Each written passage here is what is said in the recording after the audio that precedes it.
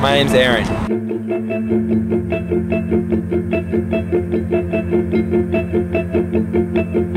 Hi Aaron, and you're from Me Without You. Yeah, what's your name? Jeremy. Jeremy. How you doing?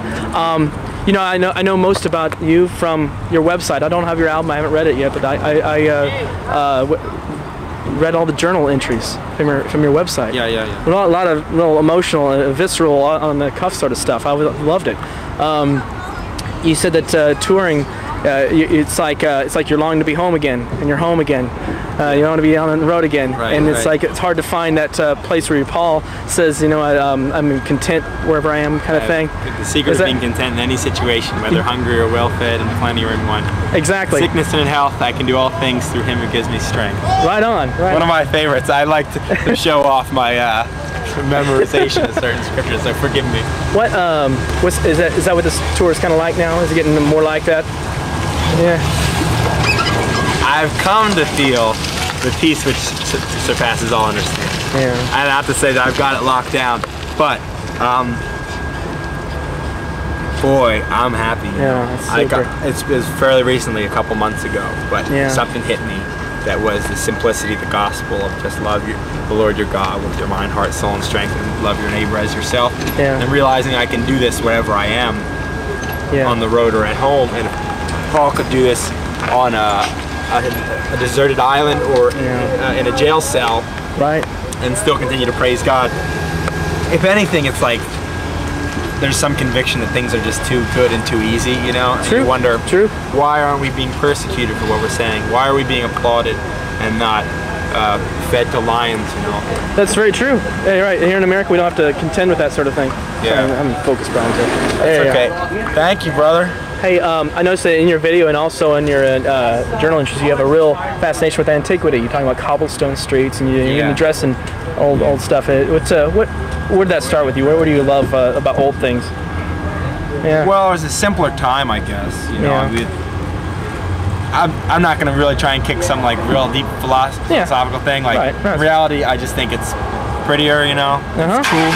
But I agree. When I think about it, like we were walking around, like looking at New Orleans yesterday. Yeah. And what would this must have been like before there was cars, and before there was electricity, and there's just like must have been really. Thank you. Before cameras. Oh. Before there were cameras. Before there was so much movement, you know.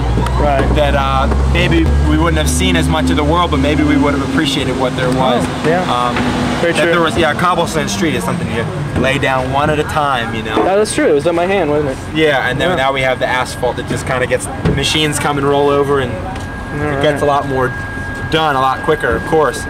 But there's no human touch, you know. There's no feeling. There's no personality. Everything ends up looking the same every city we go to. Like, I wonder, what city are we in again? It's just Philadelphia? Are we in Dallas? Is this, you know? Yeah. It's a lot of the same, no distinction. Like, and you wonder, well, not that this is the worst thing in the world, but there's something to be said for, well, anything of worth, you know, like a relationship, say, with a guy and a girl, like over the years of getting into marriage, you know, would probably grow in time, you know. Our relationship with God, for example, he says, seek and you'll find, ask and you shall receive, and knock and the door will be answered. But when Paul says about persevering, this is obviously not something, or the parables of the persistent widow, or the person who keeps coming asking for bread from his friend, you know. Not something we snap our fingers and God delivers as if he was our servant, you know.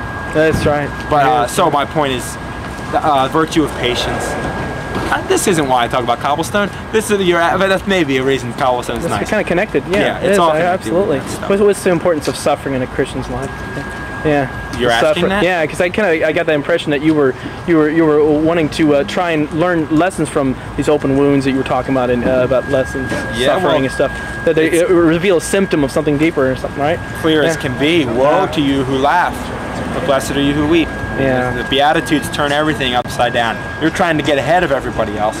You're trying to rule the world with political might, or with force, or with manipulation, or with money, and sex, or whatever tools people use to try to overcome you, and have other people do their bidding. But Jesus taught us to submit, you know, and he taught us to or Paul said, why not rather be wronged? Why not rather be cheated? That's for that's true. Christ, of course, he could have come, and he said, I could have legions of angels at my disposal, you know? Right. He tells Peter, put away your sword, you know? We don't need to win that way.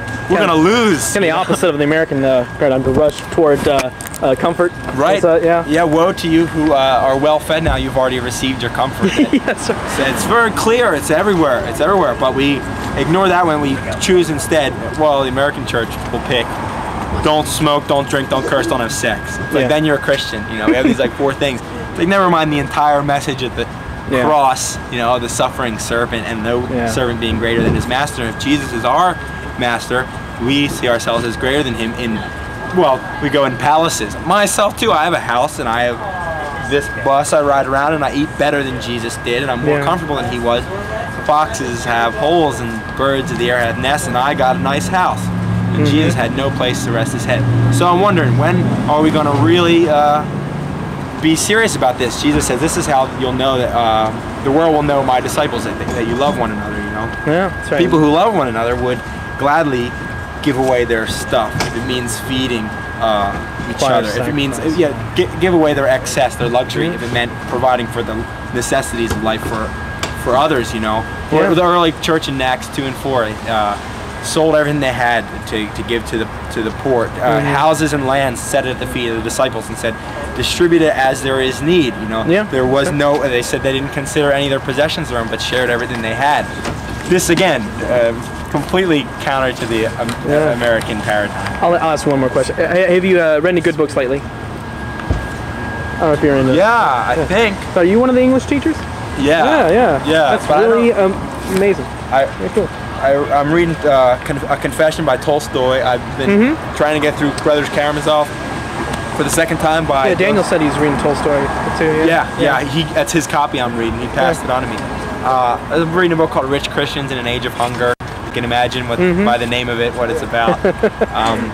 Good stuff. I don't know, a bunch of stuff. Like, not much. Actually, recently I haven't been reading much at all. You know, but I've been trying to live more and read less.